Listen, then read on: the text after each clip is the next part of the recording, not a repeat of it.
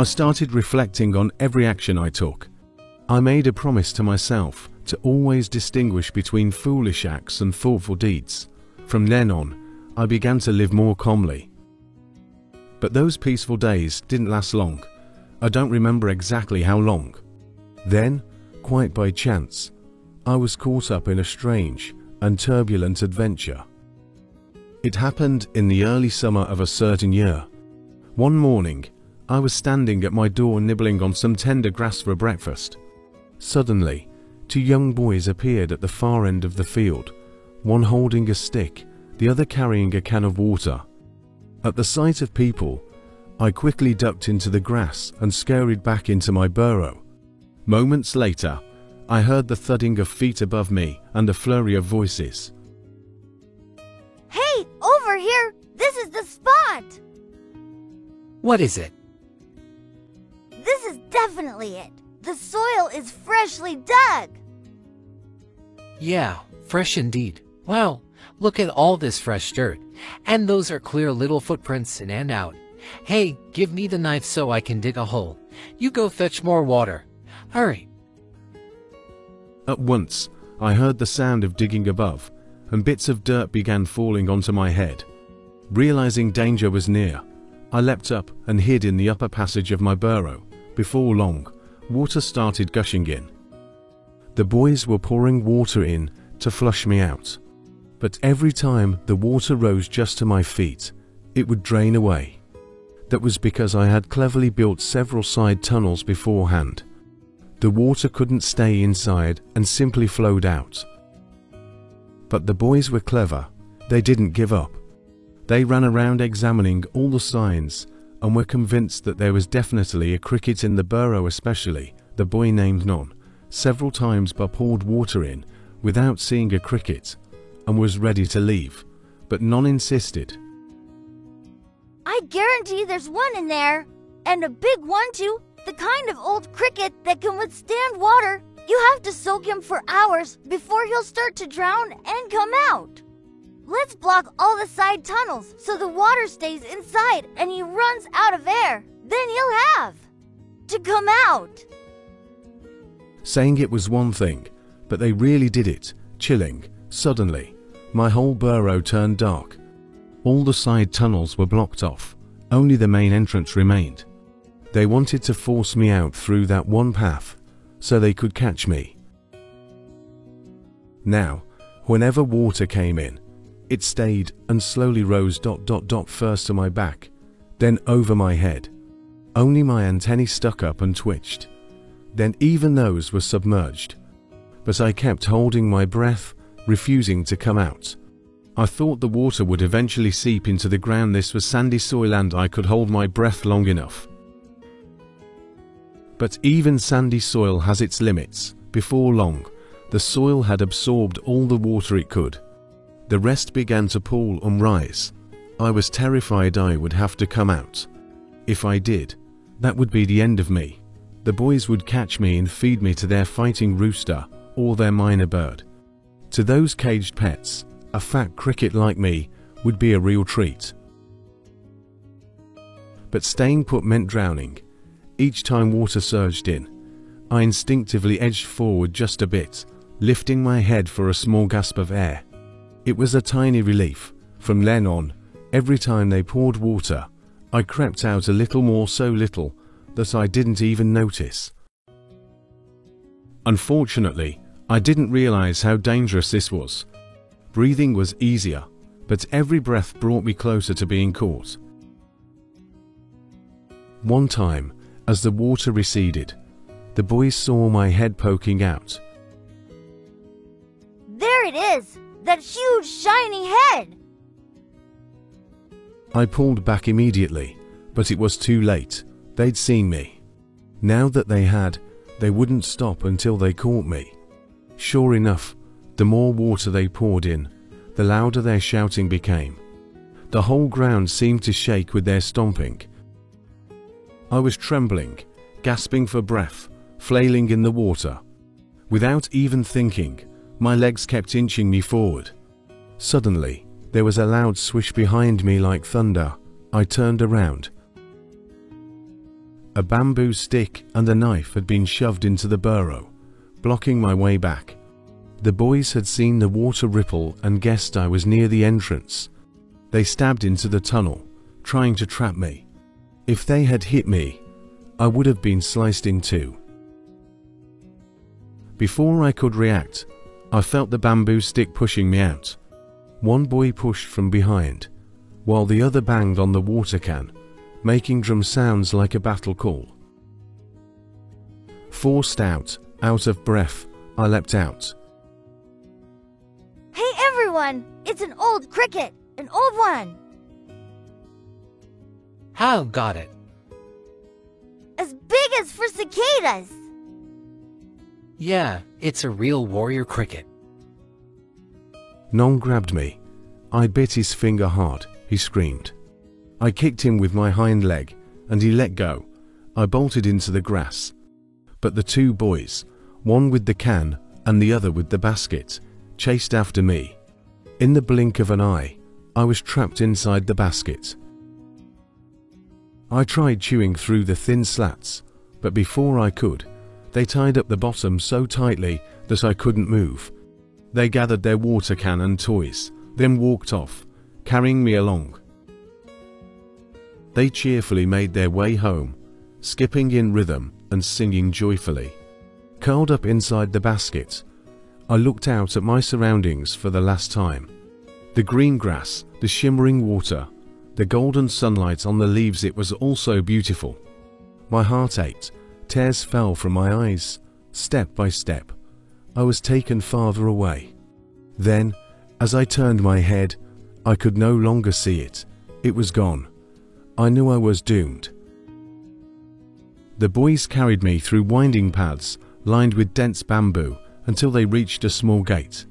Nong went inside to store the tools used for forging crickets, while Ba placed the basket down. Knowing my fate was about to be decided, I felt a cold chill in all 6 feet. Would I be fed to birds or chickens? But I didn't hear any minor bird claws scratching at a cage, nor did I see any fierce red-faced fighting roosters. That was somewhat reassuring. Nong came back out, but said, Let's throw this cricket into the pond for our duck to gobble it up. I was startled, but Nong waved it off. No, it's rare to catch an old warrior like this. This one's a general. Remember Thun? He bragged about his cricket being unbeatable in fights. I was already starting to feel hot under the collar. My legs tingling with excitement. We should put this old guy in a cage and take him to fight. Thun's cricket. Let's see who wins. Yes, great idea. Be clapped. So I wasn't going to die. What an unexpected stroke of luck. The boys locked me in a bamboo cage with a firm latch. I had no choice but to stay put, waiting for something I couldn't even imagine. All I knew was that I was going to have to fight, and at the thought of fighting, I couldn't help but kick my legs excitedly. I forgot all about escaping. That boastful nature of mine was coming back. At noon, sure enough, they brought me over to fight with a cricket from the neighboring house. Nong stood outside the gate and called, Thun, Thun. Thun ran out from the house. What is it? I've got a real warrior here. Let's see what your cricket can do. Thun laughed, clearly unimpressed, and went inside to get his cricket. The kids all gathered under the shade of some small longan trees in the yard. They lay on the grass, occasionally kicking their feet in the air. They placed our cages end to end, securing the doors like train cars, then pulled the latch. That way, we were forced to meet. Thun's cricket jumped into my cage at once. Oh my, what an attitude. He was smaller than me, but arrogant and rude. A little runt pretending to be high and mighty, walking with an exaggerated swagger, like he owned the world. Just looking at him annoyed me. He strutted over and wiggled his antennae. Ha! Look at you! You think you can handle even half of my flying kick? How obnoxious. I was furious, but strangely, I still kept my cool. Maybe I just looked down on him too much. Hey you! Why all the noise? A wise one never brags! He bared his teeth, snarling. I don't care. If you're so tough, come fight instead of talking trash. My blood was boiling. This guy clearly didn't mean what he said, so I pounced. We started brawling, cheered on by the children's laughter and clapping. After just a few exchanges, I could tell this cocky little guy wasn't nearly as strong as me. With one fierce jab and a kick, I knocked him flat. One more kick, and he spat out black blood, broke a leg, and rolled over. I didn't bother finishing him off. I leaned in close and said coldly, That's your lesson in arrogance. You'd better remember it. All he could do was tremble and bow frantically in apology. But while that cricket might have learned his lesson, I was the one who ended up catching his arrogance like a disease. His cocky attitude rubbed off on me. How strange. How did I become so reckless and foolish? Truly, I couldn't explain the twists and turns of my arrogance and pride. I only knew that my stubborn aggression and vain conceit still hadn't been washed clean from my mind. After kicking that other cricket over and scolding him, I flattered myself. Oh, I'm really strong. Just a light kick, and that guy toppled over. And because of that ordinary kick, the neighborhood kids began competing to cast crickets, dig them up, hunt them down and bring them back to fight me. I had become a renowned warrior. Yes, any cricket I faced, with just a few backward kicks, he would flee half dead. At that time, I was in my prime, full of strength, and with my arrogance and vanity, I saw no one as my equal, and thus played the part with flair. Because of my fierce wins, the two little boys who kept me adored me. Every time I knocked down an opponent, they would reward me with the tenderest young oxalis leaves. At night, they would let me stand on the Malabar spinach trellis to drink dewdrop spurt with a thread still tied to my leg. I could have easily chewed through the thread, but I didn't. I sipped the sparkling dewdrops on the spinach leaves and calmly sang songs, content in my bondage. Worse still, to please the two boys, I would stay by the matchbox, my sleeping quarters, all day, not wandering a step away. Sometimes, in a good mood, I'd stamp my legs and chirp re. Oh, how I had forgotten I was being used as a toy. A few young leaves and my conceit had made me blind with stupidity. But one day, I had to thank a coincidence that opened my eyes. I was still hired out for fights, still brought out to amuse. This time, my opponent was a young fellow whose wings didn't even fully cover his back, only half my size. As soon as he was pushed in to face me, he panicked and cried out, Please, sir, I beg you, please spare me. You're big now, with full-grown mandibles and strong legs, but me, I was only born a few days ago. Just yesterday my mother sent me off to live on my own. I was unmoved. I launched into the fight right away. He cried and ran around the cage. The children watching laughed heartily. That only made me more aggressive. Then, a long-horned beetle swooped down from the sky and landed on a nearby longan branch, watching the cricket fight. He raised his two long, segmented antennae like curved backs carved in sections and scolded me. You foolish cricket! You have such a big head, and yet you'd hit such a small kid. Don't get used to bullying others. I looked up. The long-horned beetle looked strong and dignified, clad in a dark bronze armor, with a fierce face. But I wasn't afraid. He couldn't do anything to me. I knew he was afraid of the kids, just staying on the tree and not daring to come down. I snorted. Mind your own business.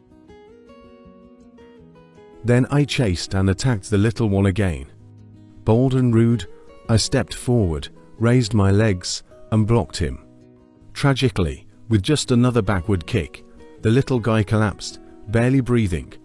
I felt no sympathy. All I heard were the children's cheers. Seeing that he couldn't stop me, and that I had nearly beaten the young cricket to death, the long-horned beetle ground his teeth and shouted, aiming his antennae at me. "Oh, right. You'll see what happens now. I tried to talk sense, and you ignored it. You'll regret it." I provoked him even more, baring my teeth and calling up. If you're so tough, come down here and fight.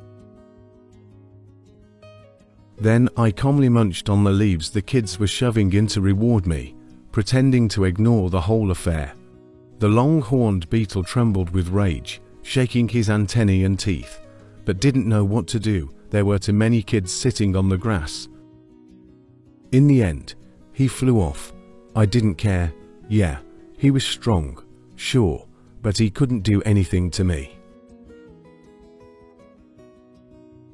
That night, as usual, the kids took me outside to the Malabar spinach trellis so I could drink dew and breathe fresh air.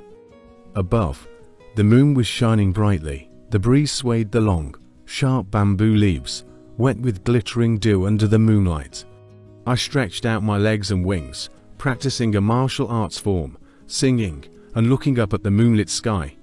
I must have looked terribly smug and self-satisfied. As I was enjoying myself, I heard a faint buzzing sound drawing closer. Suddenly, the very same powerful long-horned beetle from earlier swooped down right next to me. I screamed in terror. My joints stiffened, I couldn't move. I hadn't expected this. This time I was really going to die. Really going to die. With teeth like iron and claws like knives alone in a quiet place. Like this I was surely doomed. Though I tried to clench my jaws, my wings, legs, and antennae were trembling. The long-horned beetle tilted his antennae mockingly. Howard, why were you so arrogant this afternoon? Then he interrogated me. "Tell me, what crime should you be charged with? I beg you." At that moment, I must have flailed about in such a ridiculous and pitiful way that he despised me so much he didn't want to dirty his sword by killing me. So he merely bent his antennae close to my face, lifted my nose, and said, Oh, now you're shrinking back, aren't you? What's more shameful than using strength to bully the weak? If you're clever, use your strength to help others. I'll let you go this time. But I'll borrow your feelers as a reminder every time you touch them. Remember what I said tonight. With that, the long-horned beetle bit off my too smooth, shiny antennae. It hurt terribly, but I had to bite my tongue and not say a word. Life is full of lessons, each one different. If you're willing to reflect, you can learn well. If not, you suffer as I did that night. To this day, I remain bald and bare from losing those antennae, a costly but eye-opening lesson. But thanks to that, I finally woke up. Oh heavens, it turns out that since I was captured by those two kids, pulled into their dark world, I had been fighting just for others' amusement, doing wrong without realizing it. And those I fought, they were also my distant cricket kin. I sighed and thought. Before, I made one mistake. Now, another though. How shameful I am. Luckily, the longhorn beetle didn't kill me outright. So now I know no one can bully others forever. I struck those weaker than me, and someone stronger than me struck me. Enough, this dream is over.